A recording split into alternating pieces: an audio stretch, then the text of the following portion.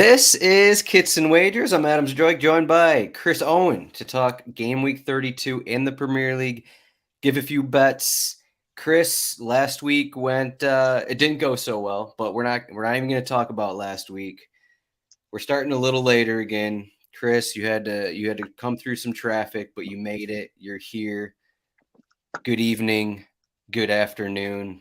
It's only 6:30 by you, but what's going on? Adam, good to be back. As you said, we're 6:30 local, 9:30 for you. So, appreciate you sticking around here and putting in the late shift. We're back after a tough week Bedtime. last week. Yeah. It's if it was 9:30 for me, I'd be like, all right, we can do this later or tomorrow. But yeah, we're back. We had a tough week last week, but back again. We got a good batch of matches here. I think is it only 7 matches for the 8. weekend. Eight matches for the Well, weekend. Arsenal is on Friday. That's why. Oh, right. And then we have 2 FA Cup semis, one on Saturday, one on Sunday. So a lot of football, soccer to talk about here. And we're just coming off a big week at the Champions League semis. I think we're getting just an incredible semi matchups between Man City and Real Madrid. Man City pressing for that Champions League final, that first one, and Real Madrid, of course, the title holders, and they've got all the pedigree in the world in that competition. And then we get an all Milan semifinal. So, and then I didn't watch the match today, but I did see that Manchester United lost 3-0, I think. I saw a couple of highlights of the goals, and just David De Gea, had looked really strong for a long time, and then looked really, really not strong today. So yeah, big week of soccer, and we are back with our bets after a weekend to forget last weekend. A little bit. I try to redeem myself in the middle of the week with some corner bets in Champions League. If you follow me at RotoWire, I've been doing this thing. Well, I just started it on Tuesday. My idea was start with the $10 bet and then just keep letting it ride into the weekend because I think we have 6 straight days of soccer. Well, I mean, there's pretty much soccer every day, but in terms of soccer that I want to bet on, there is like 6 straight days from Tuesday to Sunday. And my strategy was start with $10 and keep going and keep letting that ride. Unfortunately, it ended today.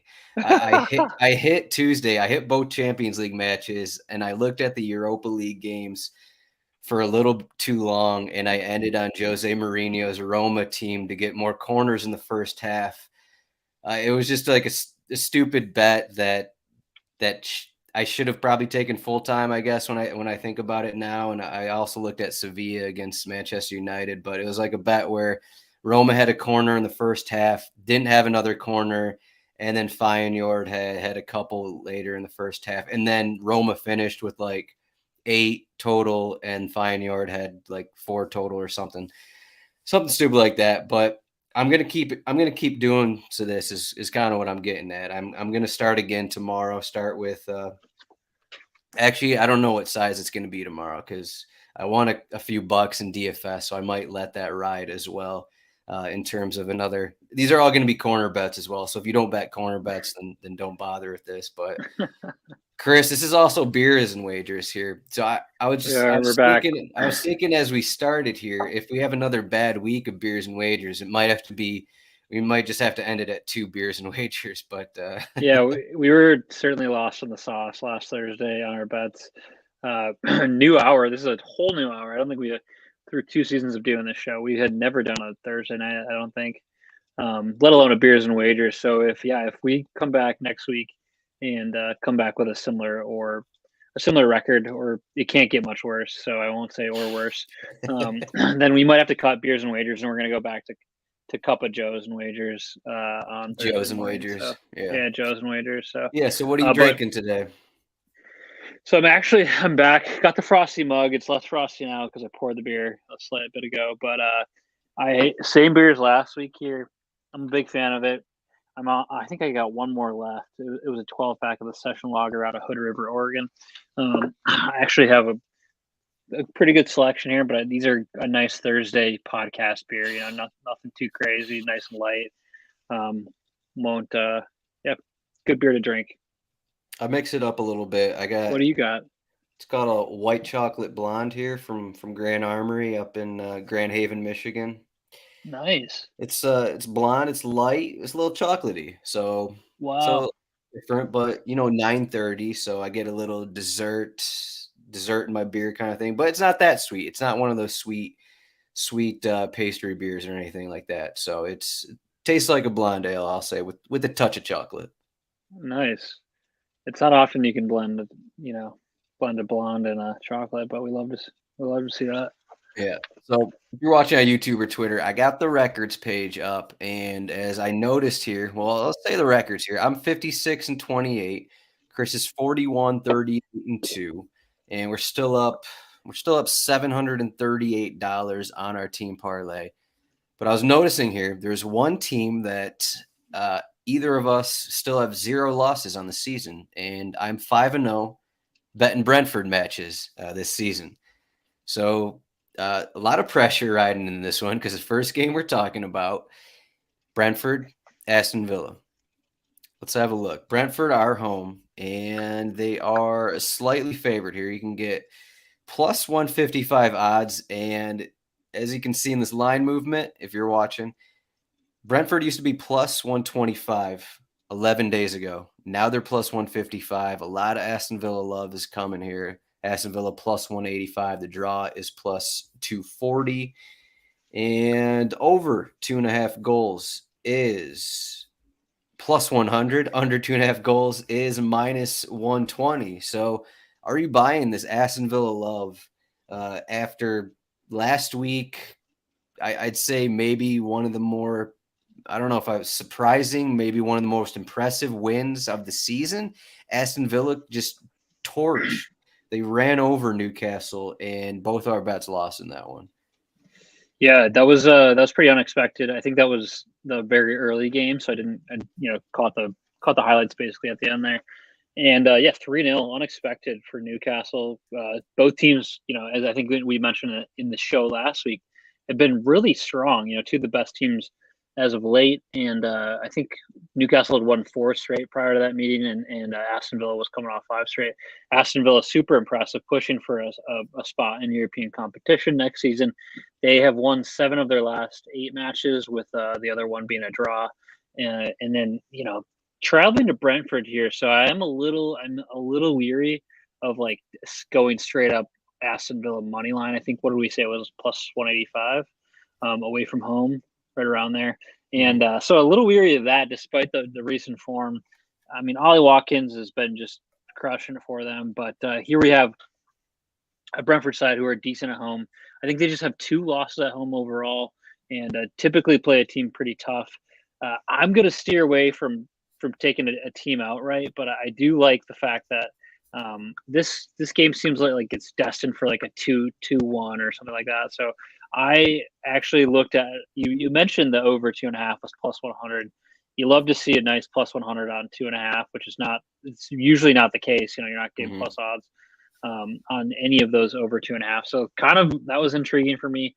But I'm gonna open it up a little bit. I guess you could say open it up or close it up. But I like the total goal bands. I've found those later in the season. I've kind of been going back to those, but this feels like a 2-1 or a 2-0 or a 1-1, something like that. So I'm actually going to take a 2 to 3 goal band.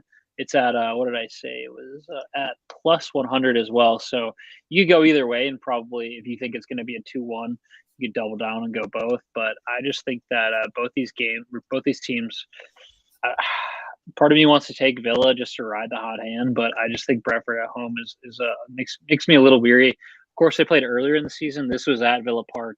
That game was 4-0. And then last season, when they both played each other, it was 1-1 at Villa Park, and then Brentford actually won the match that was at home 2-1. So a little bit more of context there, but yeah, I'm thinking this is a 2 to 3 goal bands. That's what I'm going to stick with at the plus 100. Are you? I mean, I feel like you are a Thomas Frank supporter overall. Like you like what he's done at the club. You like the brand. Are you budging on anything, on a Brentford bet here, or a Brentford money line bet, or anything like that? Before I get into that, well, did you know Aston Villa are 6th in the table right now? I do, yeah. Like I said, they're pushing for European places right now. As I mentioned, It just caught me by surprise. I was like, wait a minute, they were like 16th a little yeah, bit I ago. mean, I've been counting every single match that where can points above Liverpool, Yeah, I where was can gonna they drop say, points as a like so Liverpool that fan, you probably know this. So yeah, yeah, yeah. So like Brighton, Aston Villa, Tottenham, Newcastle, Man United, where are they dropping points? So yeah, so I'm aware. it just caught me off guard because if you remember, which you probably don't, we did a futures bet at the beginning of the season, and one of my bets was Aston Villa top 10. I thought it was dead a couple months ago, and I just it's looking good now. So there you go. It's looking like it might cash. Yeah. So Brentford, you're correct in my feelings about Brentford, especially playing at home. I am a little worried about some of the results here. They have 2 points from the last 5 matches. Yeah. They, I mean, they looked. I mean, you look at that Newcastle game. Maybe they should have got a point out of that one. They ended up losing that one 2-1. You kind of look at the recent Brentford results, and then you look at the recent Aston Villa results, and that's kind of why Brentford's getting money. So if it was a situation where Brentford was, if they weren't coming off a loss against Wolverhampton, where I think they gave up like 9 shots on target. I know that was away from home, but it's a little worrying. I'd say, especially when it just seems like Unai Emery is really like he loves his team. He's dealing with a bunch of injuries, but they're still figuring it out no matter what's going on. As you can see, like Leander Dendoncker started last match. I don't know how many starts he has. Maybe it was his first start of the season. Started against Wolverhampton last weekend. Newcastle last weekend. Didn't matter. So just throwing in this central midfielder who's barely played the last 2 seasons, and they still controlled Newcastle. So that is kind of worrying here, but I still ride with Brentford at home. And while I'm not going to take them to win or something like that, I will take them on a corner bet because that's how I roll. So Brentford, I always say Brentford at home. Thomas Frank coming off 3 straight losses. He's going to have his guys revved up. They're going to be attacking from the start. So in Aston Villa, while it kind of screwed me last week, usually they aren't a team that dominates possession and gets a ton of corners. So Brentford minus half a corner in the first half, minus 110. All they need to do is have more corners than Aston Villa, and this bet wins. And playing at home, I think Brentford are going to come out and they're going to try and get an early goal. We'll see if they actually can score it or not. But what do you think? Yeah, yeah, super. Like the more we talk about it, I'm a little more interested in actually Villa.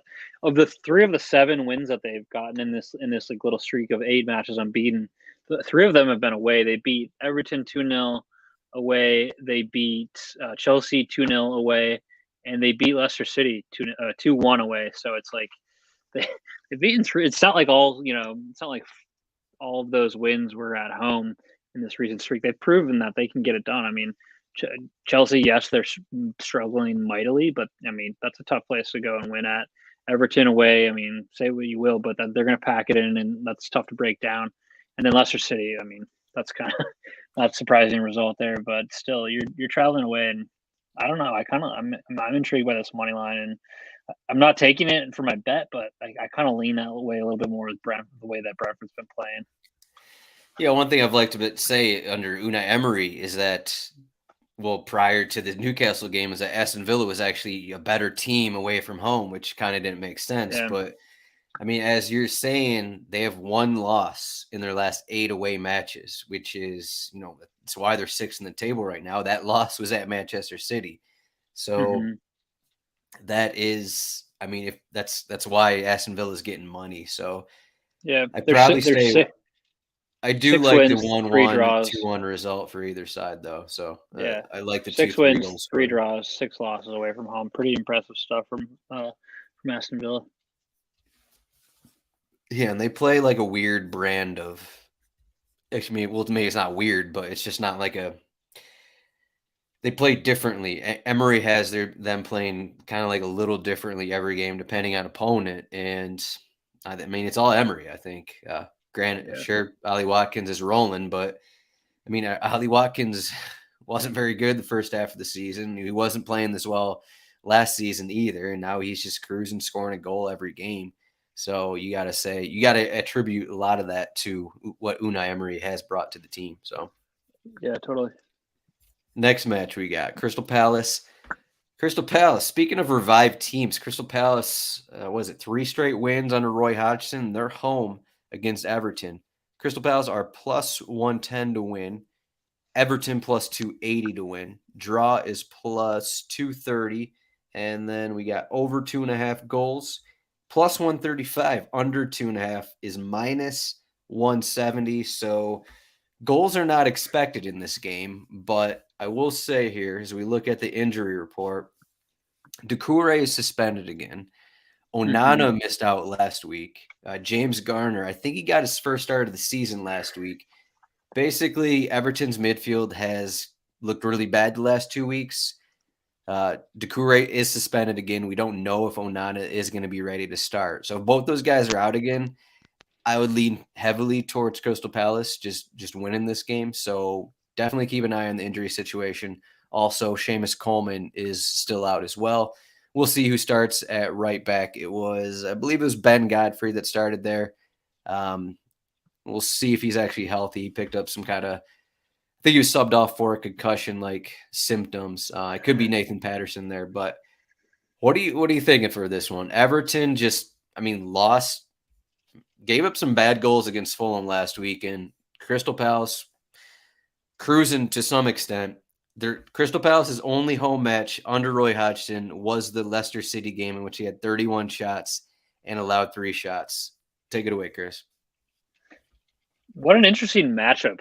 How things change. Everton's been poor all season. Crystal Palace are under the Roy revival right now.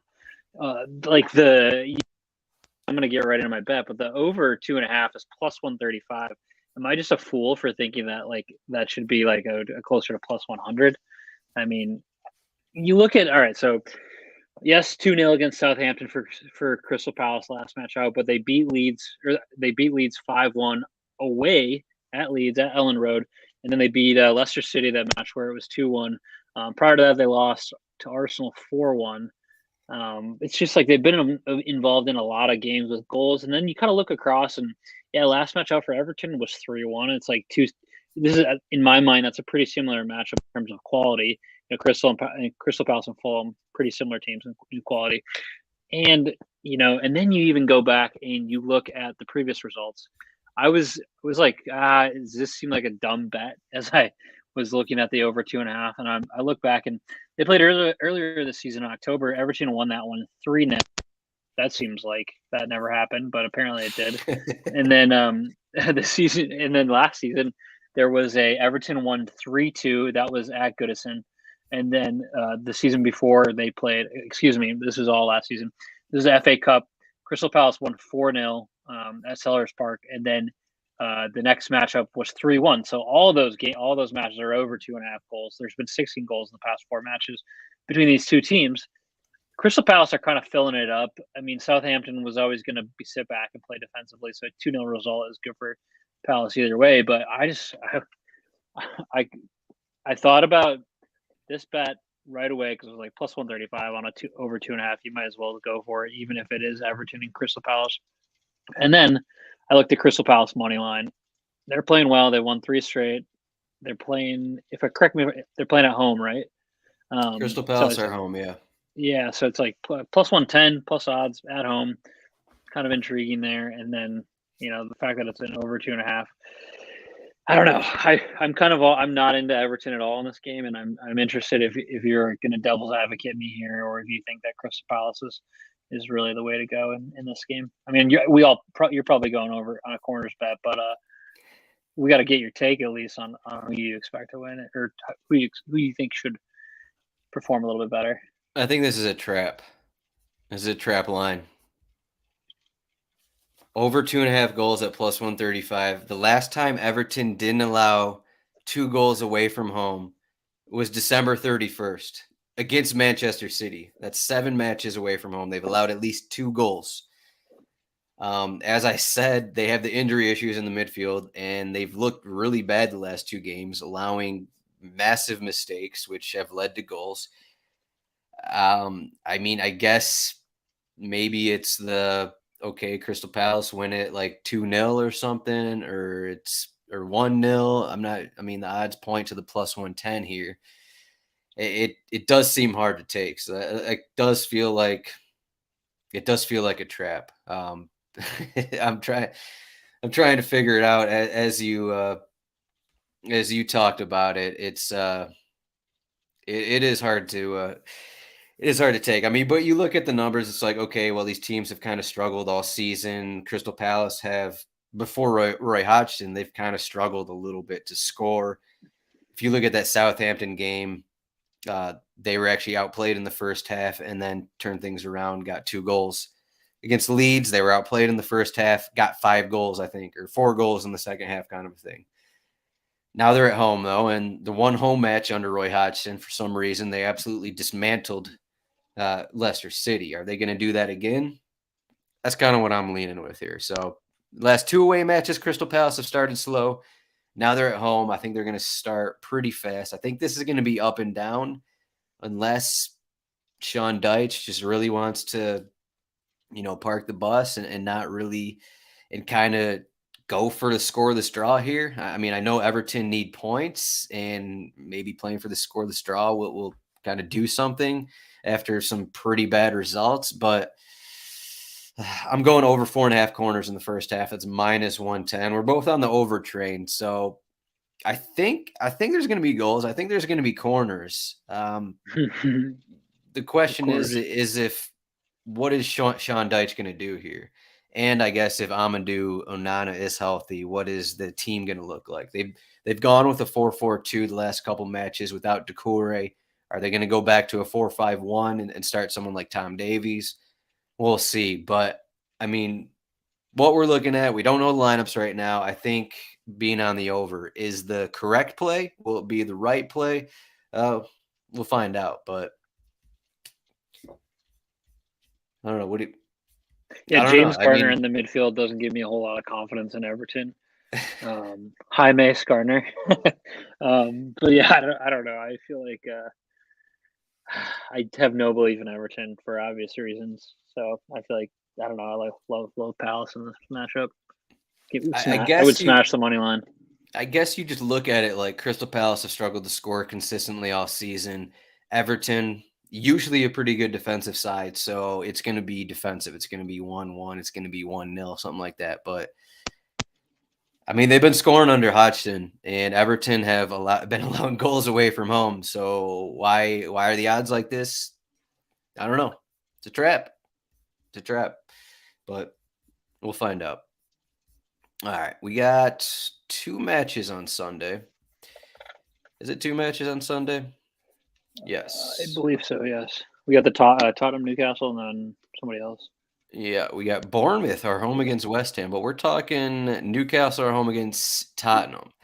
So we got Newcastle minus 115 to win. Tottenham are plus 310 to win. Man, those are wild odds. Draw is plus 285. Imagine just looking at these odds, I don't know, before the season or early in the season. Tottenham plus 300 against Newcastle. Kind of crazy here. But we got over 2.5 goals, minus 120, under 2.5 goals, plus 100. Newcastle trying to bounce back from the loss against Aston Villa. Tottenham trying to bounce back from the loss against Bournemouth. Is one of these teams going to bounce back, Chris? I think it's Newcastle, personally.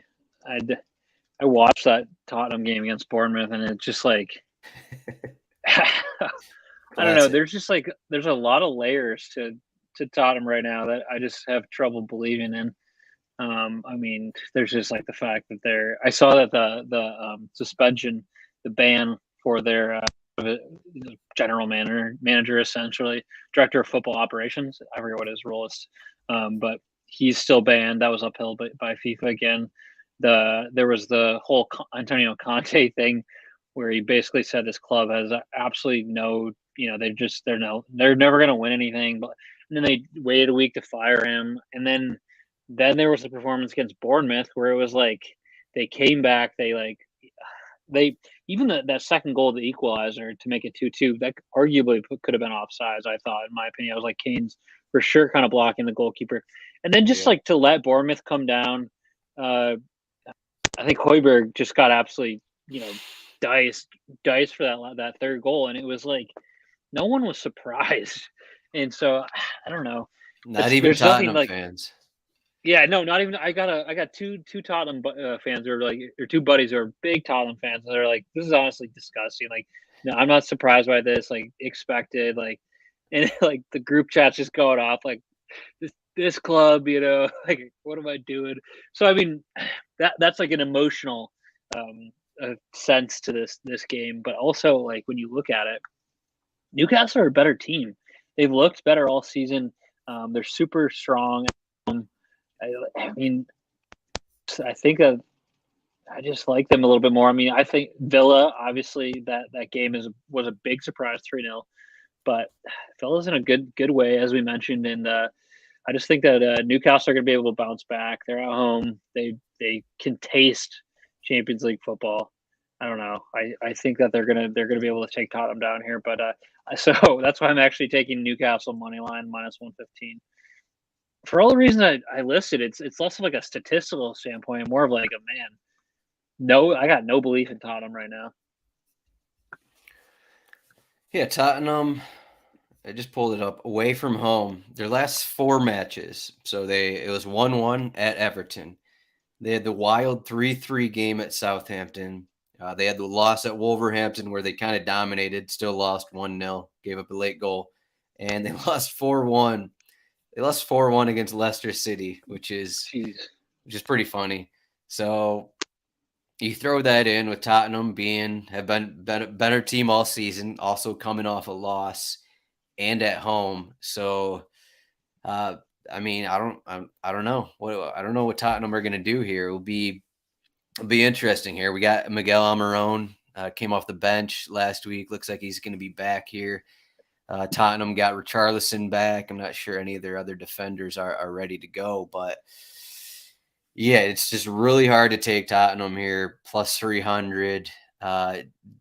Doesn't seem like the best matchup for them. A team playing off the counter just against a team like Newcastle that they're gonna kind of dominate possession a little bit, and they have a left back in Dan Burn who doesn't really get up the field very much, so they got a lot of support in terms of just playing against counters and that kind of thing.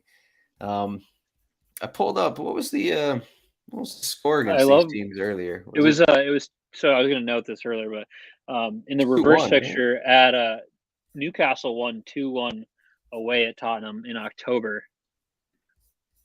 Yeah, so I mean, Newcastle is winning at Tottenham. It just doesn't seem like the style of play it works well against Newcastle, and now they're on the road. So it was Wilson in the 31st, Colin Wilson, and then Almiron scored in the 40th, and I mean that's a big boost if he comes back into the starting 11. He's probably not going to be able to go full 90, but he's been. I mean, him and Bruno Guimaraes and a couple other guys have really stepped up for them this season. 2 goals first half. Now Newcastle are at home coming off a loss. My bet, Newcastle minus 0.75 corners in the first half. That's -120. I tried to look at a few options here, so I didn't get in. So I'm not on another 0.75 bet. But again, if Newcastle have exactly 1 more corner in the first half, you get half your money back. So to get all of your money, they need 2 more corners. I believe that is correct. I always get confused with the 0.75s and the 0.25s, but now, especially now that I'm drinking, we got beers and wagers going on. But Newcastle minus 0.75 corners in the first half, -120. Pretty much everything what we just said. I think they're going to come out and they're going to put the pressure on, and they're going to hit early corners. And what are Tottenham going to do? They're going to go off the counter. Is that going to lead to corners? Maybe. We'll see. But Chris is on Newcastle money line. I think we're on the same. We've been kind of on the same page for a lot of these matchups. I don't know if that's a good thing, but same page nevertheless. Yeah. Also interesting enough. This is what time? This is an early Sunday one for me. So I have to catch the highlights here, but probably the best matchup of the weekend aside from Brighton, Manchester United in the FA Cup. Brighton, yeah. Oh yeah, I forgot. Okay, these games are during the. Yep. Well, I think the FA Cup match is later. No. Yeah, it must be. It's 8:30 Pacific, so I don't know what the EPL match or the second EPL match is. Yeah, they're both at 6, so no, they are yeah, they're both. standalones. Okay. No, they're not standalone. standalone. No, well, Sunday is, but Saturday is not. The FA Cup I'm talking about. FA Cup. Yeah, okay. Yeah, sorry. Got Actually, no, the FA Cup match is also the Saturday one is also a standalone. They're both after the EPL games. We'll figure it out. We're not confused at all, I swear. All right, so we got team parlay time, and what are we? 10 and 18 on the team parlay. Me and Chris are still above 500. It's up $738. I got the cheat sheet up for FPL. We don't really have any FA Cup content on the website, but we could look at depth charts, but it doesn't really matter. So, Chris, we got. I guess we're talking Manchester City here. We got Manchester City, Sheffield United. We got Steve talking in the chat. Haaland is minus 400 again. I believe he's I minus looked that up 400 actually as one of my bet. Yeah, you mentioned this last week from Steven. But yeah, just crazy numbers for him. Yes, Steven, Are you taking Haaland minus 400 or are you taking Haaland first goal scorer plus 160 on Haaland? What do you think? That I would be more intrigued about. Absolutely. That's probably the only the minus 400 is just too far gone. I think he scores, but I don't know. Plus 110 to score 2 or more? I'd rather take the first to score, I think. Do you think if Manchester City score like 3 in the first half that they're going to sub off some guys because they have Arsenal? I think it's on Tuesday. They got yeah. So Arsenal, and then I guess the Champions League is the semis are until May. Yeah, it'll be I think it's the week after next. Yeah, I don't know. I think he probably plays, but I mean, I think he plays, but I think they'll go up early, and this is why I looked at both games here. I looked at the Man United and I looked at Man United Brighton. That was intriguing, but also kind of tough to tell because it's a short week, and I was kind of watching Man United par against Sevilla, and then I'm just like, well, why don't I just like go with the bet that seems to be working pretty much every time we talk about this team, and that's just Man United or Man City to dominate. And so yeah, I actually ended up going for the team parlay here. My end of the bet is Man City minus 2.5 is minus 105. I look, they're just playing great football. Like I honestly think they beat Arsenal next weekend too, or next week, and maybe we discuss this a bit. But looking at the FA Cup here so far this season, they've been pretty dominant. The third round matchup was against Chelsea. They won that one 4-0. Of course, they played Arsenal, and that one was 1-0 back in January. They got a pretty favorable matchup against Bristol City in the fifth round. That was away to Bristol City. They won that one 3-0, no problem. And then the next matchup was against, I believe, Burnley is still first in the championship right now. They just coolly handled them 6-0. And so, I mean, you look at that, like they've been dominant, absolutely dominant in the FA Cup.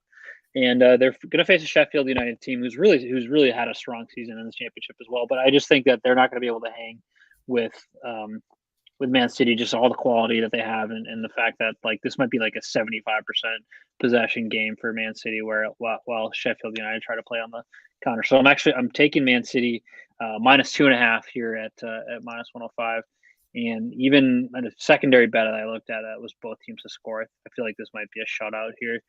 Man City yet to concede a goal in the FA Cup competition this season. So, but sticking with the Man City minus 2.5. Yeah, we're getting Steve's giving us some comments here. It seems like a couple of their players, because they're on loan from Manchester City, can't play in this one. So so you got a couple of their regulars can't play, McAtee and Doyle, I believe, and those I believe those guys have been playing pretty much all season. McAtee, 33 appearances, 17 starts. Doyle, 29 appearances, 18 starts. So you got two regulars that can't even play for Sheffield United. They got here by beating Tottenham, if that says anything. And of course, I got to mention Wrexham because everyone loves Wrexham.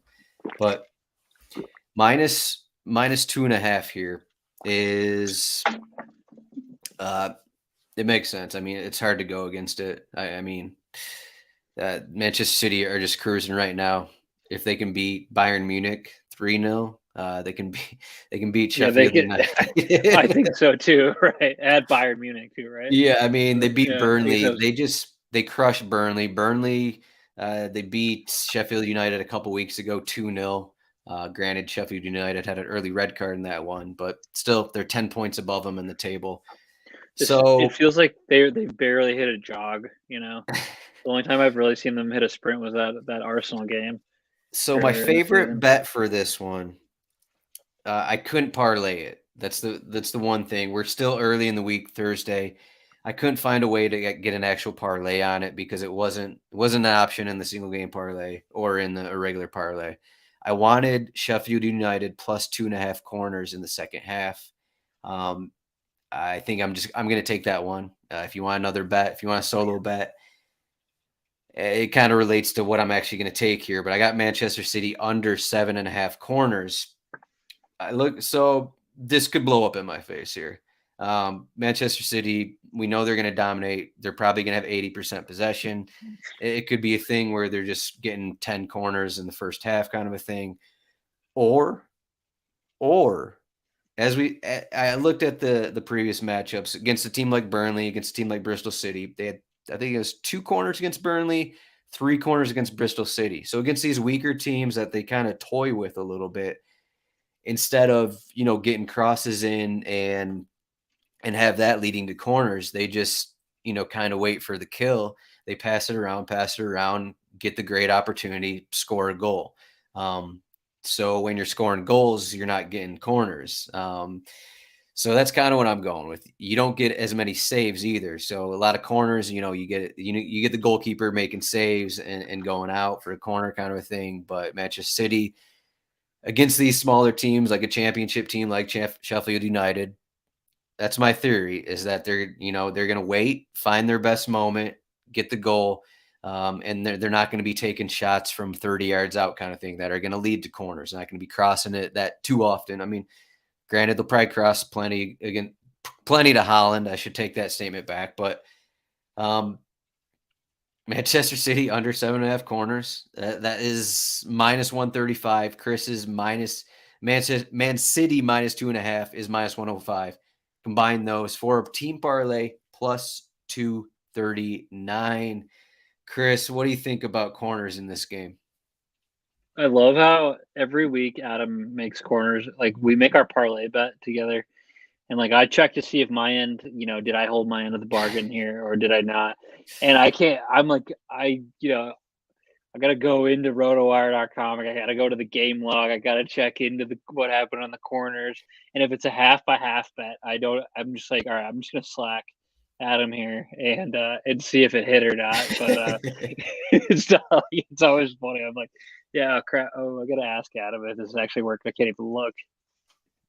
But yeah, interesting enough, the under 7.5 corners. I feel like this. Yeah, I just see, like as I mentioned, my best City going out or getting up early and then just kind of sitting back and it being like a training. Yeah, as long as that happens, Sheffield United plus 2.5 corners in the second half also feels like a great bet to take. Of course, if it's scoreless going into the 70th minute, this bet's probably going to lose. So Yeah, totally. that's the other part of it. So this is Yeah, kind of a projection of how the game's going to go. But I mean, combine that with Man City minus 2.5, you almost think that those things combined is what will happen. But yeah. Any but thoughts on yeah, that Brighton Man United game? I mean, we didn't talk um, about that one, but that one, Brighton slightly favored. Another surprising thing, if you looked at that before the season, yeah, bit surprising. Manchester United lost at Sevilla today on Thursday, but I was looking at Brighton to have more corners in that game. That was one of my other bets, but I wanted this Man City one. So, I mean, this is a big spot for Brighton. Can Brighton play in these Yeah, big spots? I guess that's the question. They're favored here playing at Wembley. Do you think they can perform in this spot against a team like Manchester United? That's another question. I even though I like Brighton more as a team, I probably might just take Manchester United money line because it's Manchester United and Brighton really haven't been in this spot before.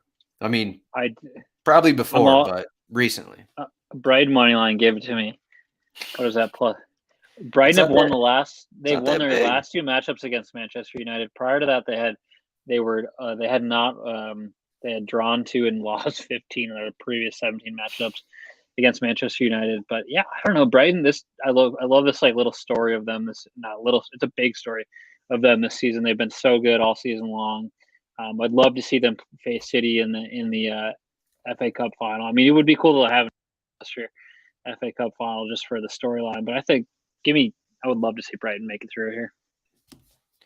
Yeah, Brighton won 2-1 at Manchester United earlier in the season, but again, that was August. I think that might have been the first match of the season, and it was with Graham Potter. So there you go. Before we go, Chris, thoughts on Liverpool here, home against Nottingham Forest? I got a Liverpool bet in my article. Check that out, rotowire.com. How do you think this match is going to go, though? Also, what do you think about I what do actually, you think about Trent honestly, Alexander-Arnold playing as a central midfielder now? it's funny. I didn't even look at that game at all. Didn't even entertain the idea of betting on that game. Whatever.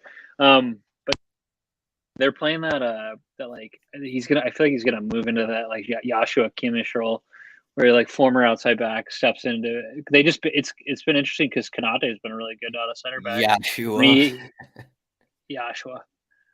Um, like I don't know, interesting game, but I think they get it done. I took. I'm not gonna name names or blame anybody here last weekend, but I took Nottingham Forest double chance, and I just think they're gonna get rinsed here by Liverpool at Anfield.